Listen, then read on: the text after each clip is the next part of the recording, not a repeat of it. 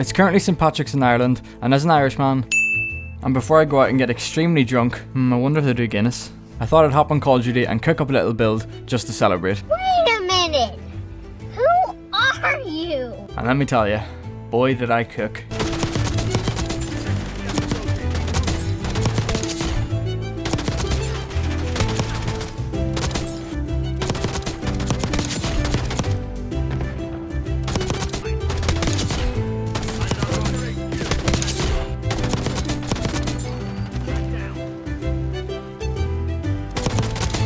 Okay, so before we get into talking about this absolute monster of a weapon I've created, let's just talk about the fact that I just related St. Patrick's Day to a weapon build that I just met on Call of Duty.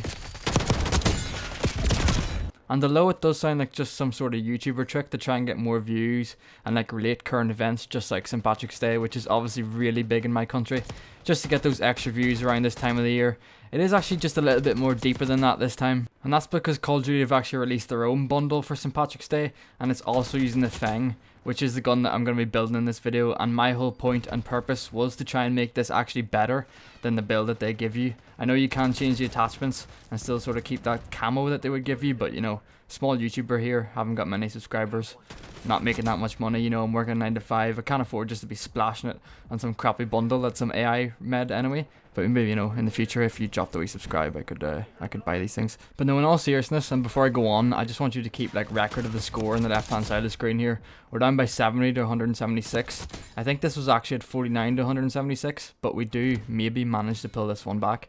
You'll have to just see in these next coming clips.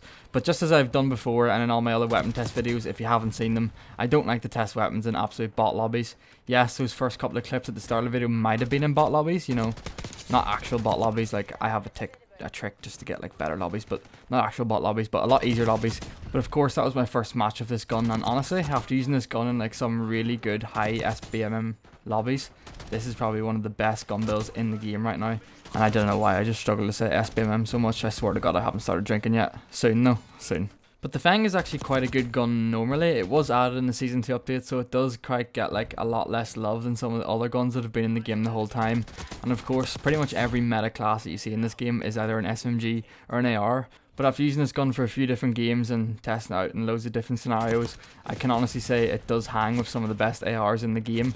SMGs maybe not so much because up close it does kind of struggle, but this thing has a ridiculous time to kill. Yes, it doesn't shoot that fast, but you also quick time to kill, and you're able to move about quite nicely about the map with it as well. So it is quite portable and fits into the meta of Black Ops 6, which really is running and gunning. I'm just going to let this play out by the way, because this is the end of this match and I just go absolutely off.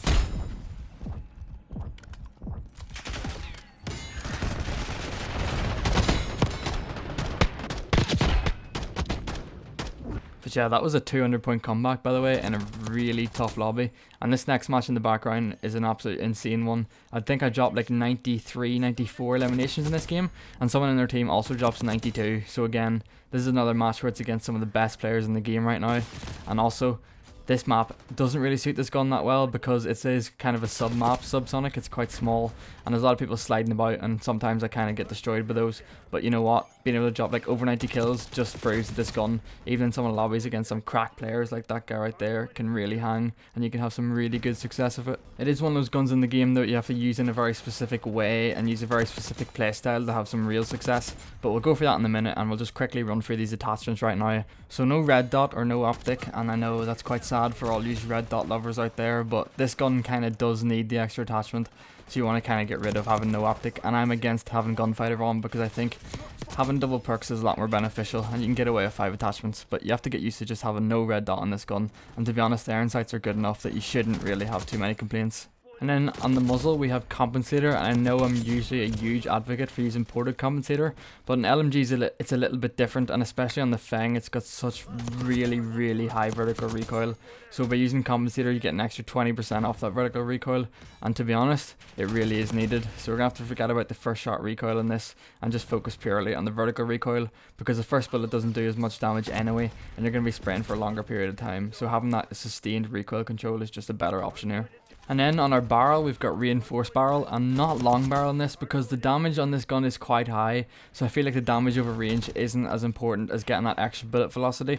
I know it's a myth, but this gun shoots really slow for LMG. Like its rate of fire is like dun dun dun instead of like a continuous like spray that you get with like the RPD or something. So I think using the added bullet velocity while also increasing the damage just a tad is kind of the best option. So we went for reinforced here. Skipping magazine because even though this is an LMG, it only has 30 bullets, but most of the ARs in the game have 30 bullets or less, and you don't really complain about that, so there's no reason to put extended mag in this. And then for the grip, we've just went straight to quick draw grip, and this is probably one of the easier choices. There is the option to go for the ergonomic grip, which is also really good because it gives you that ADS speed as well as slide the fire speed and dive the fire speed, and this is something we're going to talk about more in a minute once we're finished the attachments. But quick draw grip just means you can get your gun up faster. And it is an LMG, so it is quite naturally slow. That's why it's been put in this category, because realistically no other reason it should be in LMGs, especially if it's like 30 bullet mag. Usually you associate with an LMG of having a massive mag, but you want to put on quick draw grip because it is naturally quite a slow gun to pull up. So quick draw gives you the most ADS speed and is probably the best option here. Although, if you find this isn't really an issue, stick with ergonomic. And then the final attachment, we've got recoil springs, obviously skipping over stock because in my opinion stock doesn't really have much of a use, and this gun kind of naturally, as you're aiming down sights, you've got quite a fast movement speed that lets you jump left to right. This is kind of another teaser of what's coming up and how I'm going to talk about how you should use this game. But then also skipping the laser, because if you're putting a laser on your LMG and you're using hip fire, then you know you've got bigger problems than worrying about what sort of builds you should be putting on your Fang. But we're jumping straight to recoil springs because, you know, again, LMG and the whole theory between like the developers of this game being that if the gun's loud and it's an LMG, then surely it should just have some massive recoil. So for this, recoil strings are absolutely essential. There's another thing, probably one of the best recoil attachments in the game. It just reduces, it means that the gun just doesn't really move as much, which means you can focus more on getting them bullets out and hitting the target. Because you're going to be using this for quite a long sustained fire. I know there's only 30 bullets, but because it shoots quite slow, those 30 bullets probably last faster than like another 60 bullets would use in an RPD. So just make sure the recoil when you're spraying is as low as possible, so you can be as accurate as possible at the same time. So there's your build. I'll put all the attachments on the screen for just like a longer period of time, so you can kind of get that in your brain, or you can stick it on. But I honestly can't recommend trying this gun enough. If you're like me and you get bored of just running about with ARs and SMGs sometimes, you like a little bit of a mix because, you know, I've still got a long way to go in this game. Trying 100% it, trying to get all the titles and emblems. I'm going to try and get level 1000. I know Warzone's coming out soon and I still have the zombies grind to do, but when I'm playing multiplayer I want to try and mix it up and use as many different guns as possible. And honestly, this Fang was just such a refreshing gun to use. I did notice in the dark matter camo that this gun would have some sort of potential, and you've kind of got that long-term thing where like any DLC weapon they add seems to be better than many of the guns in the game right now. Because if you look at some of the guns they added, like they're phenomenal. I can't remember the name of that last AR, but it's something else. And this LMG with these attachments is something else also. But I have been mentioning that you do have to play a very specific way, and if you've been paying attention in this gameplay, you're gonna see me sliding about a whole lot, and I mean like a whole lot, pretty much into every gunfight. Like that's drift slide to the right while ADSing the whole entire time. And I know I have avoided attachments that like help this, such as like ergonomic grip or like some of the stocks. But honestly, this base gun, if you slide left to right, slide into all your gunfights, but just aim down sight, then you're going to have such a high success rate in most of your gunfights. It is something I'm noticing sort of as Black Ops 6 goes along. Of course, this is the first Call of Duty we've had Omni movement in, and kind of utilising this Omni movement is going to just make the game so much easier for you. And this is sort of the first gun that I'm really starting to notice it. Obviously in rank play and stuff like that, which I have just hit iridescent, it's extremely important to be using your movement, and sometimes just a little dive backwards or a dive forwards helps so much. But using this like strafe slide to the left and right, when you're using a gun with like such a high damage rate and you hit your shots, you're pretty much unkillable. So that's the one thing and the one tip I would give you before you use this gun.